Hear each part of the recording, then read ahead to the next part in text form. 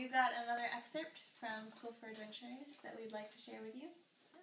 Alright, so here we go. The coin was thick copper and inscribed with a number on one side and a crown on the other. It was small enough to fit in the palm of Avery's hand, and she had absolutely no idea what to do with it. All around the room, the applicants mingled, some discussing the coins, others comparing the particulars of their interviews. I almost fainted, honestly. I missed one line on the rune and nearly set fire to the table the professors were sitting behind. Sounds as bad as the cleric interview. We had to demonstrate every variant of the probe room and 10 different minor healing spells.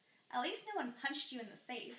For the warrior interview, we were attacked. I nearly broke my leg. I just hope I've still got a shot at getting in. Out of the corner of her eye, Avery thought she saw a blur of shadows, but when she looked again, it was gone. The coin, she realized. Then she froze. One of the shadows was right behind her. She spun around and grabbed blindly, her hand catching someone by the wrist. At first, she couldn't see him clearly. His face seemed to melt into the shadows, and her eyes slid over him without finding anything to hold on to. You can drop the spell, Avery said.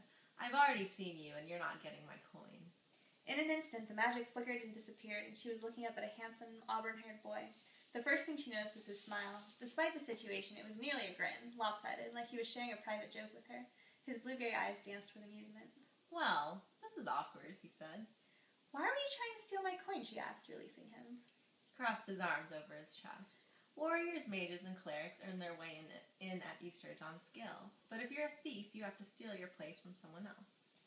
You mean you steal our coins, our chance of getting in, and that's your final test? She shoved her hand in her pocket and wrapped her fingers around her coin to make sure no other thieves in the room would take it. It's your final test, too, he pointed out. That's terrible, Avery said automatically, feeling a surge of pity for the unwary students who were about to have their admissions literally stolen from them. But some part of her was intrigued. I suppose it makes a kind of sense if you have to steal someone else's spot. Only the best get into Eastridge, and a talent for theft isn't something you can prove with a written exam. Avery had to admit that what he said rang true. If mages and clerics had to cast spells during their interviews and warriors had to fight, it only made sense that thieves would steal. Besides, he continued, you wouldn't be much of an adventurer if you let your guard down. And what, you thought I would be an easy target? He gave an apologetic shrug. A princess of Easton? I didn't exactly think you were used to carrying around pocket change. Avery winced at the title. What gave me away?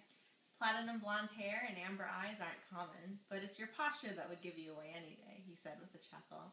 Though, to be honest, I recognize you from the last time I was in the royal city. There'd be something wrong with me if I could forget someone like you, Princess Averis. Please, just call me Avery, she said, though she was blushing. She looked him over and tried to place him. From his clothes, he definitely wasn't noble. Avery, he said with a smile. Suddenly, the clock began to chime the hour.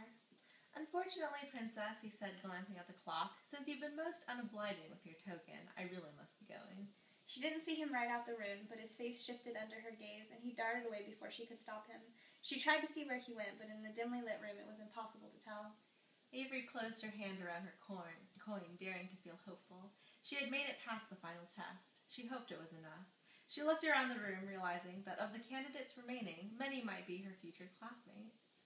Thinking of her thief, she frowned. Though he had tried to steal her spot, she couldn't help being charmed by him. To her surprise, she unabashedly found herself hoping that he would have better luck with his next target, and that she would see him someday at Eastridge.